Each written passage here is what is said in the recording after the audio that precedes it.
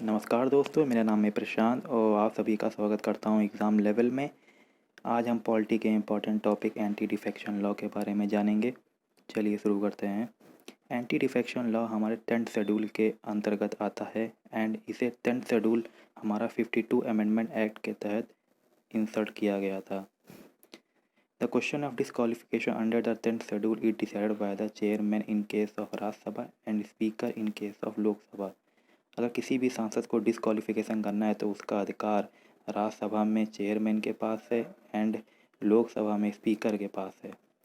1992 में supreme court ने एक डिसीजन दिया था कि जो स्पीकर और चेयरमैन का जो डिसीजन होगा वो जुडिशियल रिव्यू के अंतर्गत आएगा।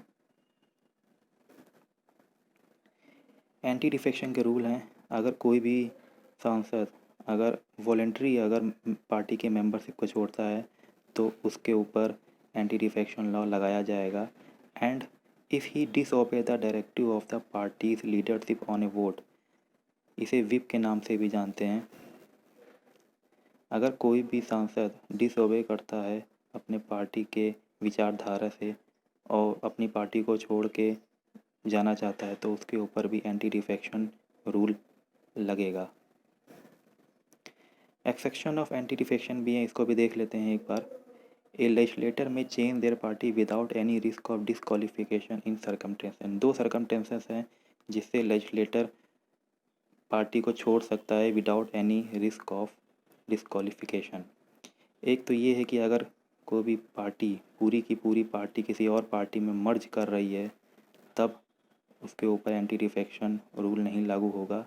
एंड अगर कोई भी पार्टी का सांसद अगर स्पीकर बन जाता है एंड वो अपनी पार्टी को छोड़ना चाहता है तो उसके ऊपर कोई भी एंटी डिफेक्शन लॉ नहीं लगेगा।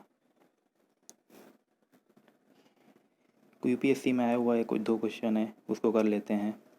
Consider the following statement in context of ground of defection under ADL. If a member of house belonging to the political party voluntarily give up his and her membership of their political party, ये बिल्कुल सही statement है। अगर कोई भी सांसद voluntary अगर party को छोड़ता है तो उसके ऊपर एंटी डिफेक्शन लॉ लगाया जाएगा। Second is if he and she defect from he and her party to any party after election, ये भी सही स्टेटमेंट है, उसके ऊपर एंटी डिफेक्शन लॉ लगाया जाएगा। तो इस केस में बोथ 1 and 2 सही हो जाएंगे। Consider the following statement in context of extension given under the ADL. Disqualification of ground of defection does not apply in case of merge political party in some condition, ये भी सही statement है। A party में merge with another और two may from a new party if 2/3 of the member of the legislator party decided by to merge without any other party, ये भी सही option है। अगर कोई भी पार्टी 2/3 मेंबर के साथ किसी और पार्टी में मर्ज हो रही है तो उसके ऊपर एंटी डिफेक्शन लॉ नहीं लगाया जाएगा। तो इस केस में बोथ 1 and 2 सही हो जाएंगे। Third is consider the following statement. The chairman has been given the final authority to decide question of disqualification of a member of a house under provision of 10th schedule to the constitution, ये भी सही statement है। Chairman final authority होता है anti defection लगाने के लिए। The anti defection law does not apply on a independent member who joins a political party after his and her election, जी नहीं, इंडिपेंडेंट मेंबर भी एंटी डिफेक्शन लॉ के अंतर्गत आता है, तो ओनली 1 इस सही हो जाएगा।